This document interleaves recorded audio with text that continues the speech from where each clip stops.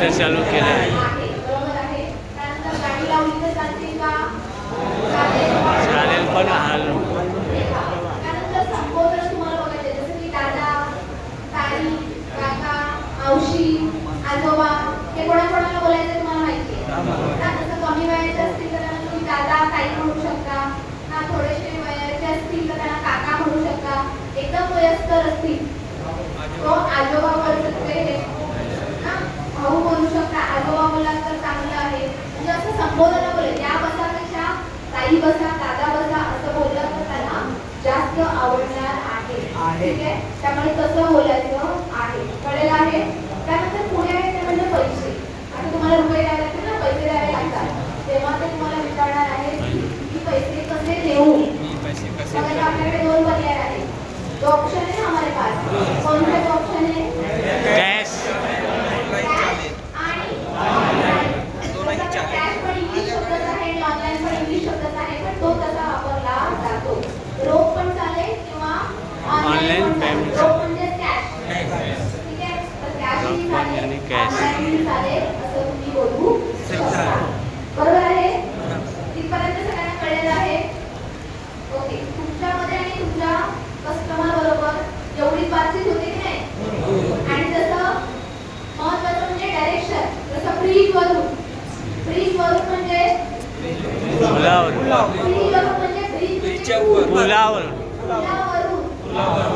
Fridge वरून म्हणजे पुलावरून फ्रीज खालून म्हणजे नीचे खालून. ब्रिज के डावीकडे म्हणजे आणि उजवीकडे म्हणजे काय राईट. बरोबर आहे, तुम्ही राईट आहात सगळे. ठीक आहे. सरळ म्हणजे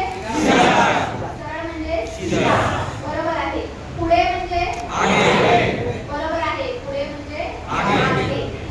मागे म्हणजे अरे वा, समजून आले. गाडी थोडी बाजूला घ्या. मी म्हटलं तुम्हाला गाडी थोडी बाजूला घ्या. ओके, मतलब साइड में लेना है. कभी कभी ऐसा भी होता है कि हमें आगे जाके, जैसे कि अभी मुझे जाना है, फिर आगे मुझे मेरे बेटी को लेना है, बाद में और किसी को लेना है, तो ऐसे बोलने के लिए हम क्या बोलते हैं, गाड़ी थोडी बाजूला घ्या. कोणते भी येतंय. ठीक आहे, ठीक आहे दादा, ठीक आहे ताई, जे पण आहे सांगायचं आहे. नंतर तुम्ही पुढे जाणार आहात. बरोबर आहे. याच्यापेक्षा जास्त काहीच नाहीये, म्हणजे एवढंच आहे तुम्हाला. पण मला वाटतं तुम्हाला सगळ्यांना खूप छान येतंय. दुसरं म्हणजे तुम्हाला कधीतरी ग्राहक आहे तर तुम्हाला हे विचारतो की तुमची रिक्षा शेअरिंगची आहे का किंवा मग ओला आहे का, जे पण आहे. पण जनरली हे प्रश्न विचारले जातात, तुमची रिक्षा शेअरिंगची आहे की मीटरची आहे. जसं तुम्ही शेअरिंगची असेल आणि कोणी मीटरवाला येऊन समजा बसला रिक्षामध्ये, तर तुम्ही काय बोलणार आहात? मग शेअरिंगची आहे असल्यानंतर तो विचारणार आहे की मग मला मीटरची रिक्षा कुठे मिळेल? स्टँड वरून मिळेल. रिक्षा स्टँडवर मिळणार आहे. मग रिक्षा स्टँड कुठे आहे? रिक्षा स्टँड कुठे आहे? थोडंसं पुढे जा. तसाच ऍड्रेस तुम्हाला एसटी डेपोचा द्यायचा आहे. एसटी स्टँड कुठे आहे?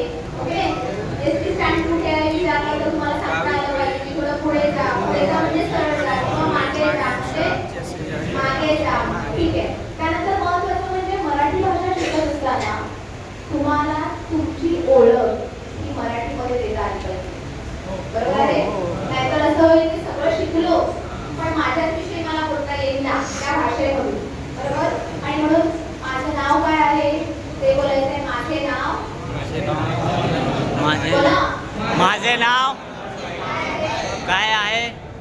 बरोबर आहे. माझं नाव राजेश कुमार यादव. एवढं बोलायचं आहे. कारण कधी कधी आम्ही विचारतो की तुमचं नाव काय आहे, तेव्हा म्हणतात राजेश कुमार यादव. अरे राजेश कुमार यादव कोण आहे? आम्हाला माहिती आहे तो. बरोबर की नाही? म्हणून माझं हे ऍड करणं तिकडे बोलणं गरजेचं आहे. माझं हे बोलणं जरुरी आहे. मग माझे नाव पूर्ण वाक्यात बोलणं गरजेचं आहे की नाही. म्हणून माझे नाव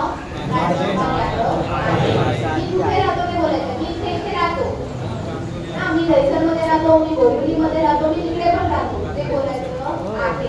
त्यानंतर माझ्या घरामध्ये कोण कोण आहे ते सांगायचं आहे. मी किती दिवस किती वर्षापासून गाडी चालवतोय, मी 10 वर्षापासून रिक्षा चालवतोय. मी लास्ट टाइम पण तुम्हाला सांगितलं होतं बरोबर की आपली ओळख ही देता आली पाहिजे, तरच तुम्ही मराठी शिकला. नाहीतर ती फक्त 15 वाक्य शिकून फायदा समजलं आहे. आणि एवढंच आहे, अजून काही मोठं नाही त्याच्यामध्ये, आणि ते सगळं तुम्हाला येतच आहे. पण तुमची ओळख सुद्धा देता येणं गरजेचं आहे. त्यापेक्षा जास्त बोलता येईल कसं यासाठी प्रयत्न करणं सुद्धा गरजेचं आहे. आता तुम्ही नक्कीच पास होणार आहात आणि सर्टिफिकेट मिळणार आहे, ती गोष्ट वेगळी आहे. पण खरी अचिव्हमेंट जी आहे तेव्हाच असेल जेव्हा तुम्हाला पूर्णपणे मराठी बोलता येईल.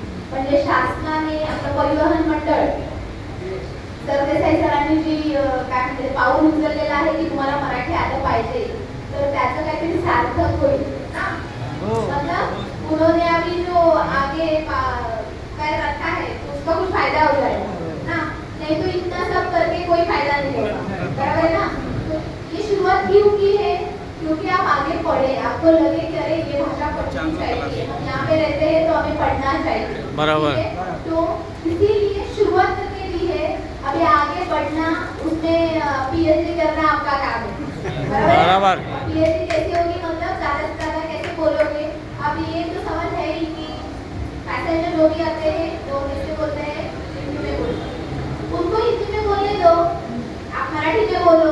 आपको जो भी संवाद करना है वो आप मराठी में बोलिए, उसको हिंदी में बोलिए. आपको तो हिंदी समझ में आती है, बराबर है ना. तो आप अपना काम करते हो, क्योंकि ऐसा नहीं कि आज पढ़ोगे और वो भाषा अगर नहीं बोलोगे तो आप भूल सकते हो ना. बाद में फिर से वो बोलने नहीं आएगा और फिर से ये चालू नहीं होगा ना. तो इसीलिए आपको ये आना चाहिए, ठीक है.